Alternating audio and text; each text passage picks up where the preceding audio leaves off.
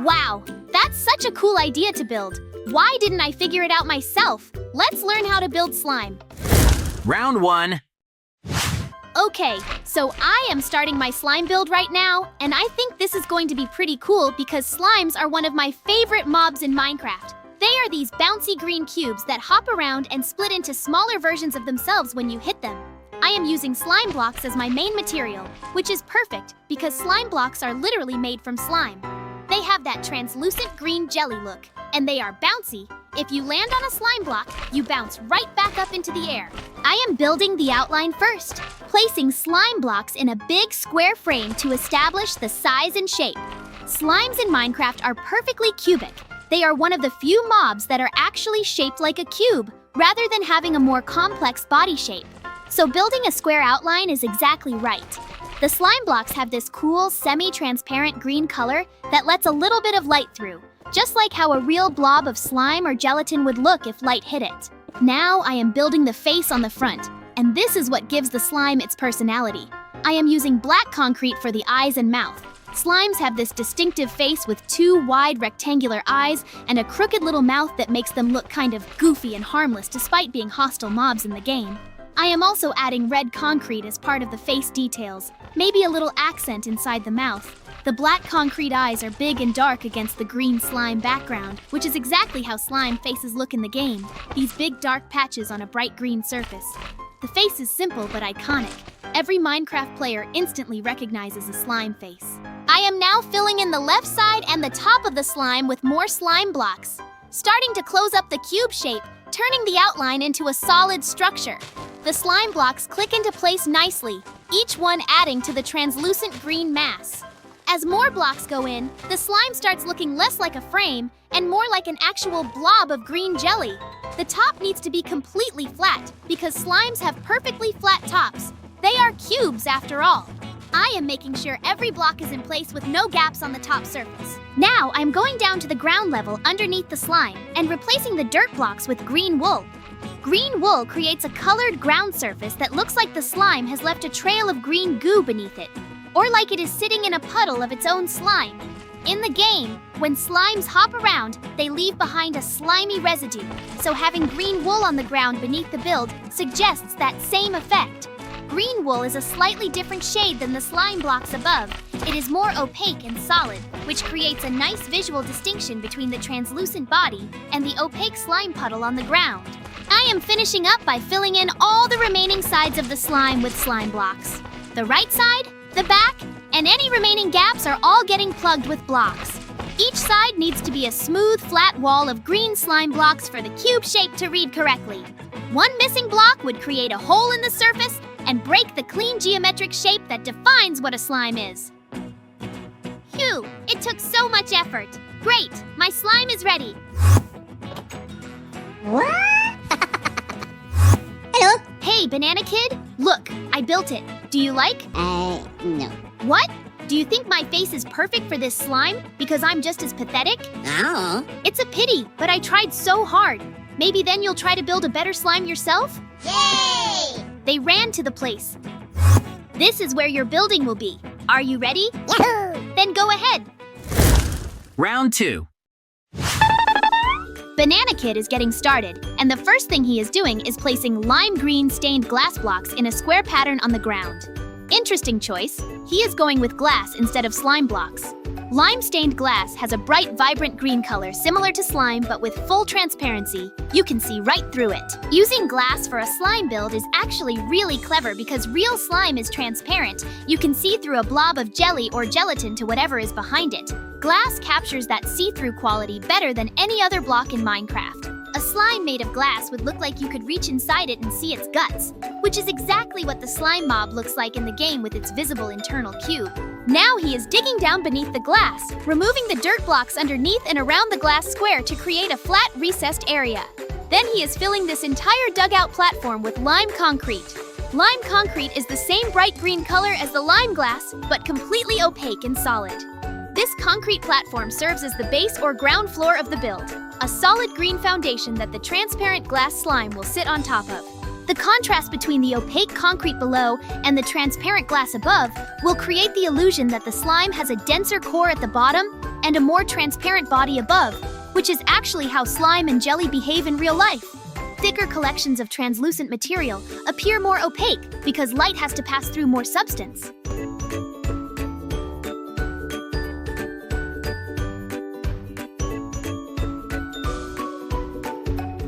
Banana Kid is now building upward, placing lime-stained glass blocks in an outline shape above the concrete platform.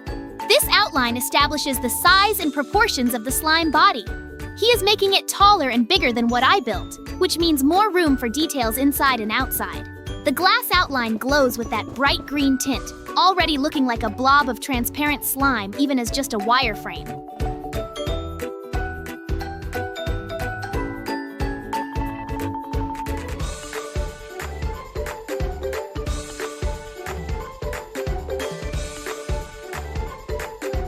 Now, he is filling in all the sides one by one with lime-stained glass.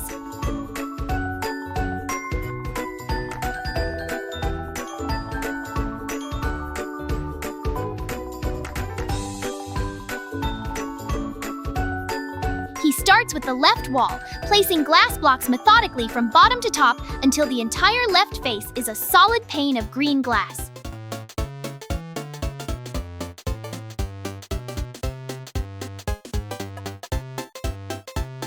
Then he moves to the back and does the same thing, covering the entire rear face. Then the right side gets the same treatment, then the top, sealing the cube from above.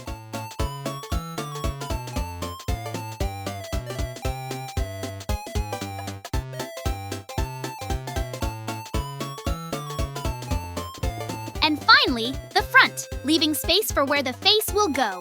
Each completed wall adds to the transparency effect. You can look through one glass wall and see the other walls on the opposite side, with everything tinted green.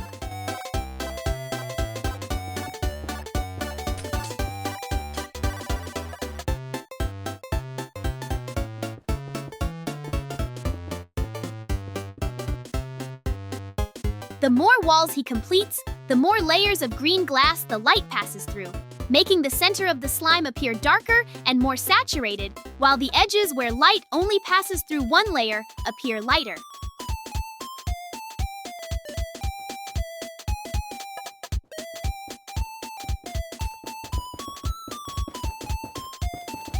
This natural optical effect of layered transparent materials is exactly how real gelatin and slime look.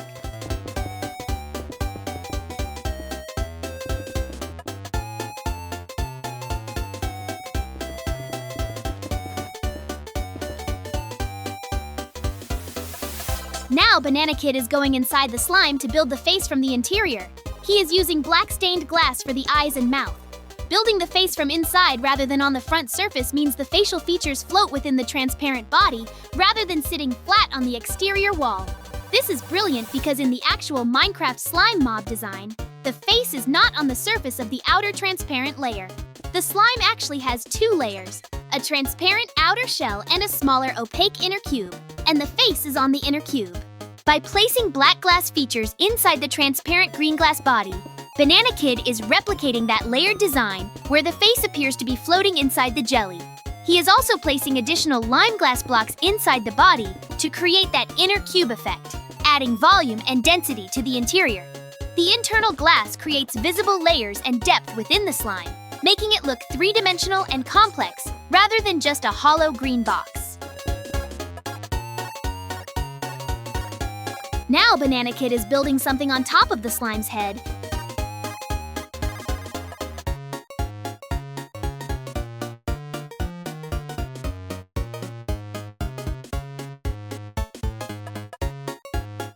He is using light gray concrete, red concrete, and white concrete, and he is shaping them into what looks like a hat.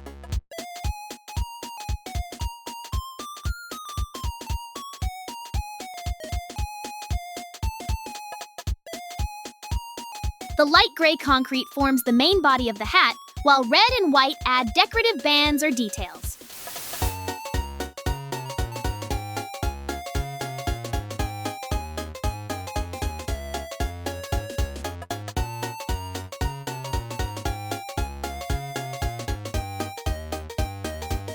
On top of the hat, he is placing cobblestone fences as small vertical details sticking up from the crown.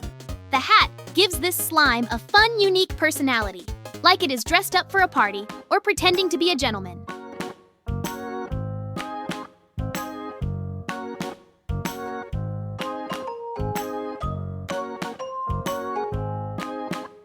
Character accessories like hats and clothing turn a generic mob build into a specific character with personality and story.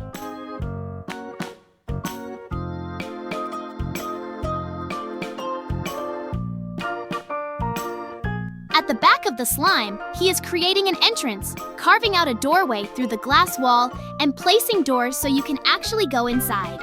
Having an entrance means this slime is not just a sculpture, it is a space you can enter and explore.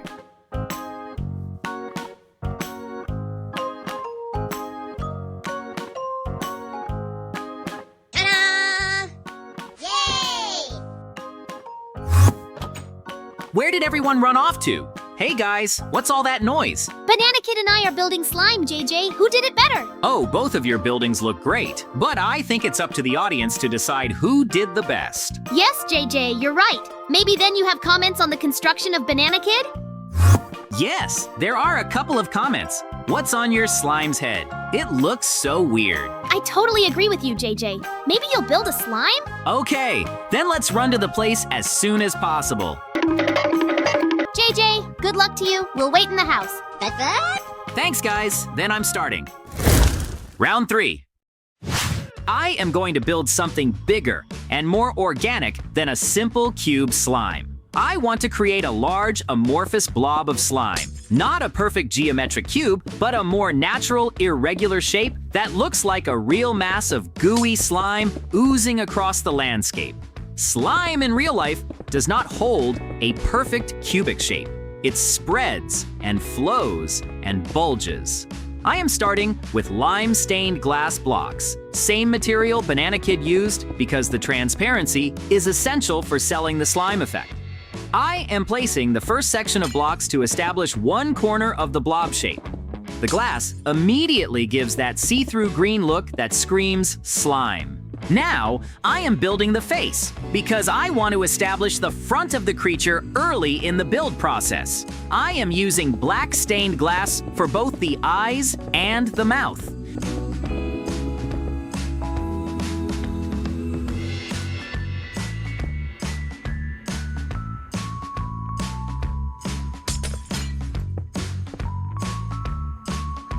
Black stained glass is dark, but still has some transparency to it, which means the facial features will blend with the green glass body rather than sitting on top of it as flat, opaque patches. This creates a more integrated look where the face feels like it is part of the slime rather than painted onto it.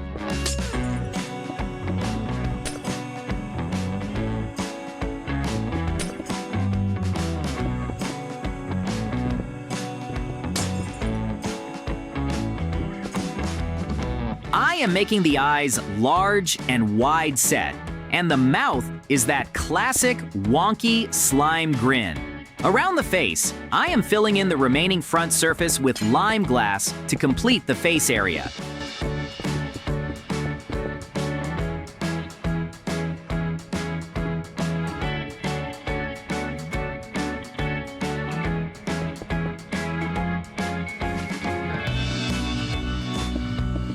I am now expanding the body outward from the face, adding more lime glass blocks in every direction to build up the mass of the slime blob.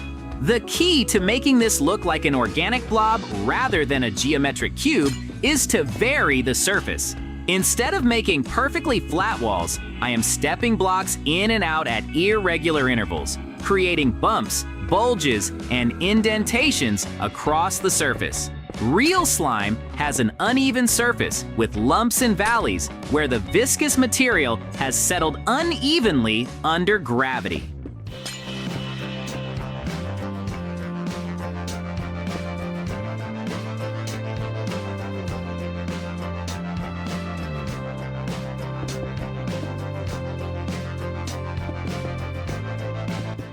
By making the walls of this build irregularly shaped, I capture that natural blobby quality. Some sections protrude outward while others are recessed, and no two sides look exactly the same. This asymmetry is what makes it look alive and organic, rather than manufactured and artificial.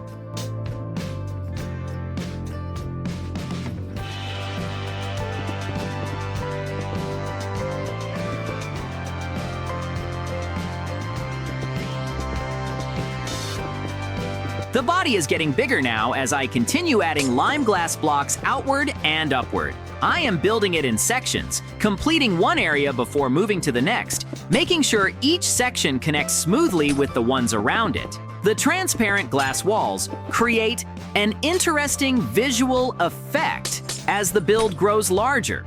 You can see through multiple layers of glass at once, and each layer adds another tint of green.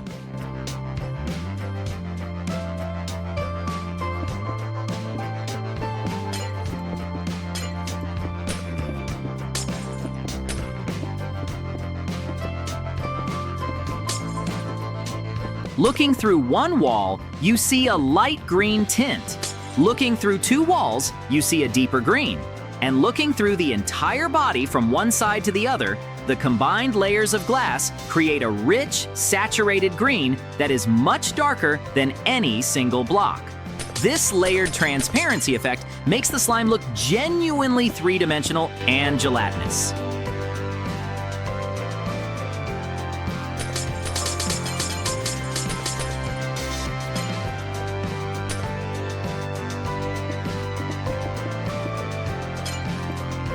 On the right side, I am building an arm-like extension. It is not really a proper arm with fingers and joints. It is more like a pseudopod, a blob of slime that has oozed outward from the main body in a vaguely arm-shaped protrusion.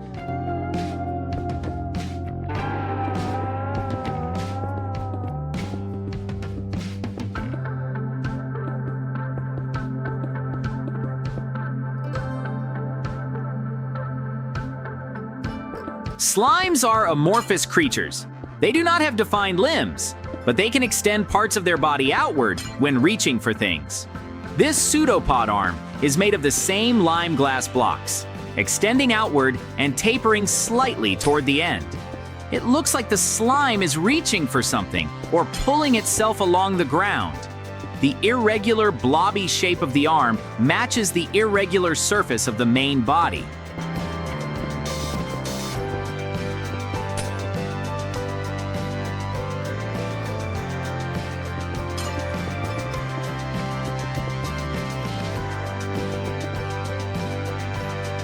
I am now building out the remaining sides of the body, completing the back and the opposite side from the arm. Each surface gets the same organic treatment, irregular bumps and indentations that prevent any flat geometric walls from forming. The back of the slime is just as lumpy and uneven as the front.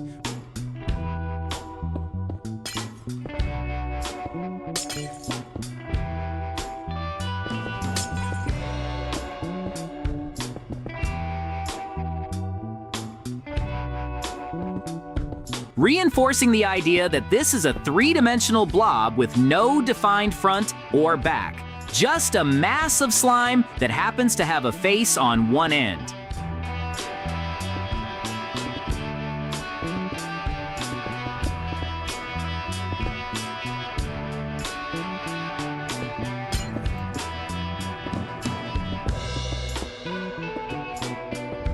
I am filling in large sections of lime glass, watching as each new block adds to the growing translucent green mass.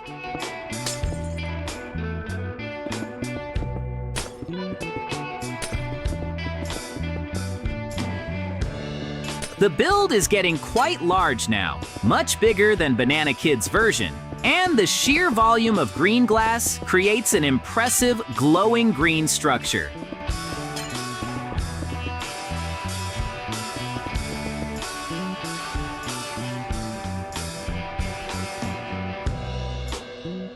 On the left side, I am building a second pseudopod arm, roughly mirroring the one on the right, but not exactly matching it, because organic forms are never perfectly symmetrical. This arm extends outward at a slightly different angle and has a slightly different blob shape than the first one. The asymmetry between the two arms makes the slime look more natural and alive. Perfect mirror symmetry is a hallmark of manufactured objects, while slight asymmetry is characteristic of living organisms. By making the two arms similar but not identical, I am subtly communicating that this is a creature, not a building.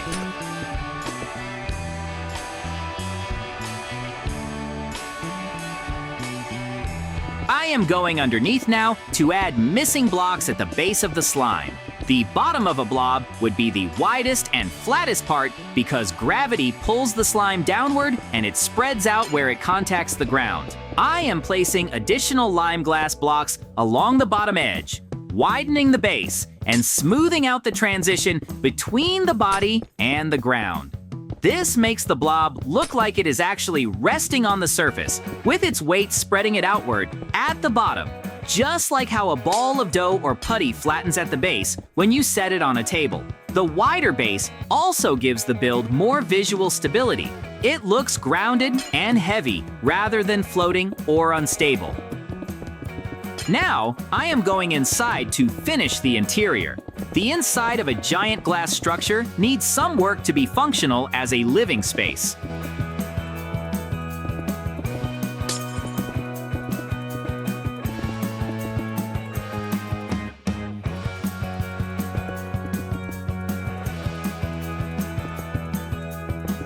I am placing lime glass blocks along the interior walls to smooth them out and create even surfaces for rooms.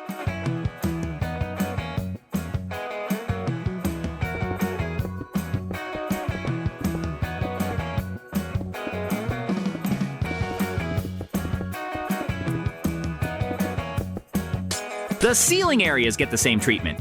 Glass blocks filling in any irregular spots to create flat ceilings at consistent heights.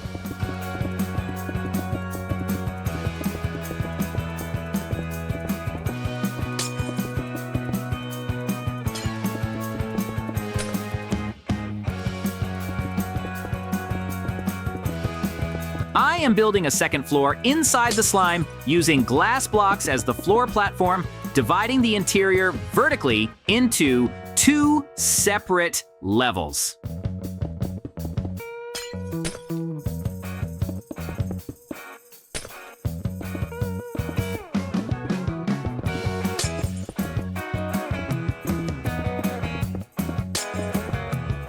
Inside, I am placing ladders against the walls so you can climb between floors.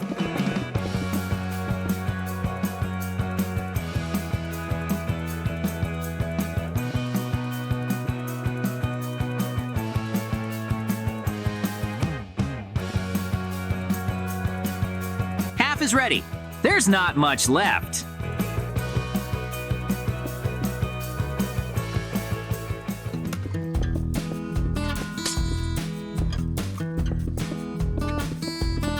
I'm almost done.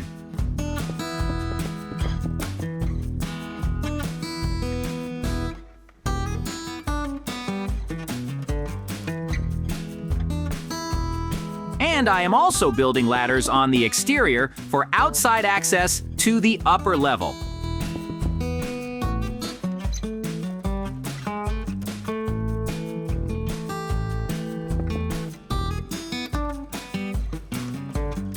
At the top, I am placing a trapdoor that serves as a hatch to access the upper floor from the ladder.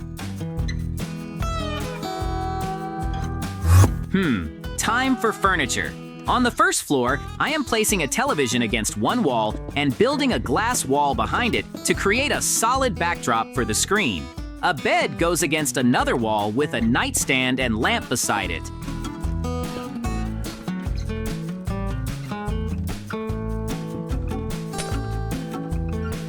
A wardrobe provides clothing storage, and I am building another glass wall section behind it to give the wardrobe a solid backing.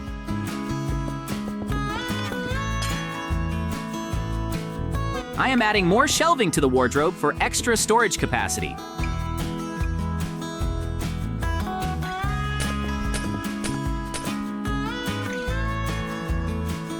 Carpets go on the grass floor to add warmth, color, and to define different areas within the open plan space. On the second floor, I am setting up the utility and crafting area. A brewing stand goes in one corner with a cauldron filled with water. Armor stands line one wall for displaying gear. An enchanting table surrounded by bookshelves creates a proper enchanting setup where the bookshelves feed magical knowledge into the table. A crafting table and a chest. Armor goes onto the stands, displaying full sets of protective gear.